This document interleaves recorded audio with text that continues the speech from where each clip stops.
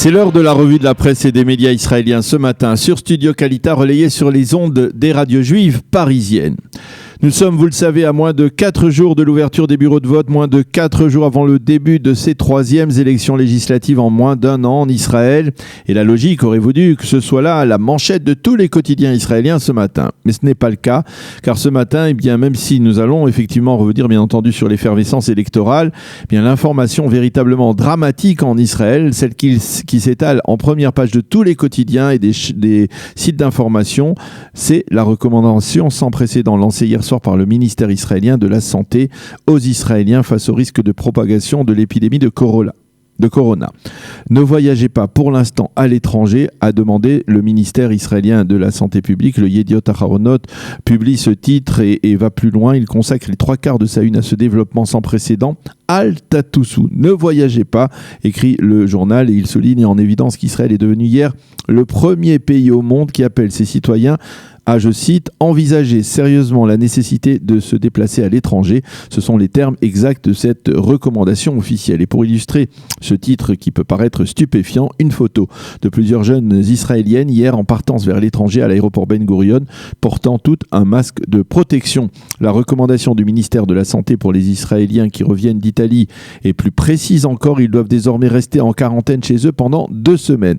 Et une autre recommandation, si vous êtes malade, ne circulez pas dans les transports en commun, donc affirme toujours le ministère de la Santé publique. L'une des explications de ces développements qui peuvent paraître parfois exagérés, bien c'est l'annonce faite hier par l'OSM, l'Organisation mondiale de la santé, qui a recensé pour la première fois plus que 2 cas de contamination du coronavirus en dehors de Chine qu'en Chine même pour la seule journée d'hier. L'Organisation mondiale de la santé a affirmé que le virus se serait propagé dans 45 pays. Le Yediot Aharonot explique que la panique du corona est très palpable à l'aéroport Ben Gurion, où le célèbre duty free est relativement vide. Et puis, le Yediot nous livre ce matin le témoignage d'Yitzhak Bitton, qui était dans le Diamond Princess, le fameux paquebot du corona, et qui a été placé en quarantaine il y a une semaine, alors que sa femme, elle, était maintenue en quarantaine au Japon et qu'elle n'est rentrée en Israël qu'hier. Il reconnaît avoir traversé, je cite, des journées particulièrement difficiles entre inquiétude et espoir. Par contre, le Israël Hayom, lui, publie le témoignage de son épouse, Rachel, justement, qui a été recueillie dès son retour du Japon hier. Rachel qui précise, le journal a été la première israélienne contaminée. Elle estime que les craintes d'une propagation de la maladie sont exagérées, selon elle. Donc, c'est ce qu'elle a affirmé au Israël Hayom hier. Le Maariv, lui, a choisi en page d'ouverture de citer une déclaration du président américain Donald Trump qui se veut rassurante. Les risques de contamination pour les Américains sont très bas, il dit, avant de désigner le vice-président américain Mike Pence comme coordinateur de l'action contre le virus aux États-Unis. Quant au Haaretz, eh bien, il se demande en page d'ouverture quand les chercheurs parviendront-ils à trouver un vaccin contre le virus et dans quelle mesure celui-ci sera efficace. Et puis, le Israël Hayom revient enfin dans ses pages économiques sur l'impact de cette épidémie sur l'économie israélienne. Elle pourrait faire perdre au PNB israélien entre 0,2 et 1%, ce qui est relativement considérable. Voilà ce que l'on peut lire dans la presse israélienne, entre autres, sur ce dossier préoccupant du coronavirus. Et maintenant donc retour à la campagne électorale avec aussi plusieurs développements non négligeables à 4 jours des élections, et le Yediot Aharonot s'offusque de la tournure que prend cette campagne dans ses dernières encolures, dans sa dernière ligne droite. Nous avons franchi un palier dans les accusations les plus méprisantes, affirme le grand quotidien israélien, avec d'une part les accusations de Binyamin Netanyahu à l'égard de Benny Gantz, selon lesquelles il pourrait faire l'objet de chantage de la part des Iraniens, allusion au fait que lors de la première campagne électorale il y a 1 an, le téléphone portable de Gantz aurait été forcé par des hackers iraniens, et la réponse tout aussi, on va dire, peu élogieuse de Bleu-Blanc qui a comparé Binyamin Netanyahu à Tayyip Erdogan. Le Maariv cite Benny Gantz qui a accusé Binyamin Netanyahu d'empoisonner l'atmosphère de la campagne électorale par ces accusations. Et la réaction du Likoud qui lui suggère de se calmer et de venir participer à une confrontation télévisée.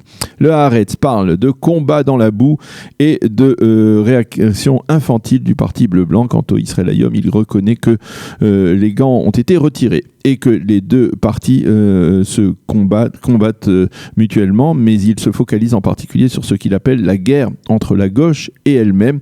Il s'agit des efforts entrepris par Bleu-Blanc ces derniers jours pour puiser des voix auprès du bloc travailliste Meretz, qui a considérablement augmenté la tension entre les deux formations qui, dans l'absolu, devraient former le bloc de centre-gauche pour les prochaines élections, en perspective des prochaines élections. En marge de ces préparatifs, Sari Makover publie ce matin dans le Yediot Aharonot un éditorial intéressant sur la représentation des femmes dans les partis orthodoxes israéliens. Une représentation inexistante pour l'instant. La présence de femmes orthodoxes à la Knesset, écrit-elle, est tellement basique qu'il est difficile d'imaginer que celles-ci doivent combattre pour l'obtenir, et de souligner qu'au sein du parti Chasse, Aryeh Deri a soudain découvert au cours des dernières semaines l'importance du vote féminin.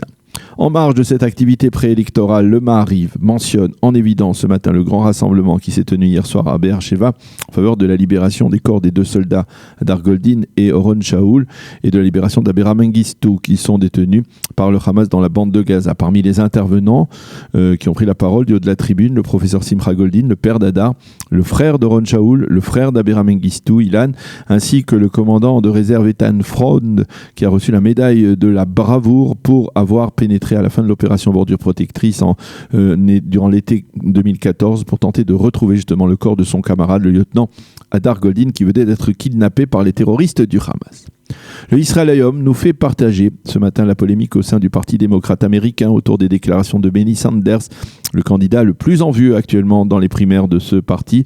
Bernie Sanders qui a affirmé qu'il envisagerait de ramener l'ambassade américaine à Tel Aviv s'il était élu, ce qui a suscité la réaction contraire de notre candidat démocrate, l'ancien maire de New York, Michael Bloomberg, qui lui a dit qu'il maintiendrait, lui, cette ambassade à Jérusalem et qu'il n'était pas possible de revenir en arrière. À noter que les deux candidats sont tous deux juifs. Bernie Sanders en est pris également directement à Benjamin Netanyahu, qui l'a qualifié, je cite, de raciste et de réactionnaire. Le professeur Avraham Ben-Tzvi, spécialiste des États-Unis dans le Israël Hayom, commente dans son éditorial ce matin les déclarations de Sanders et affirme qu'il a franchi là, dans sa relation avec Israël, la ligne rouge qu'il ne devait pas dépasser.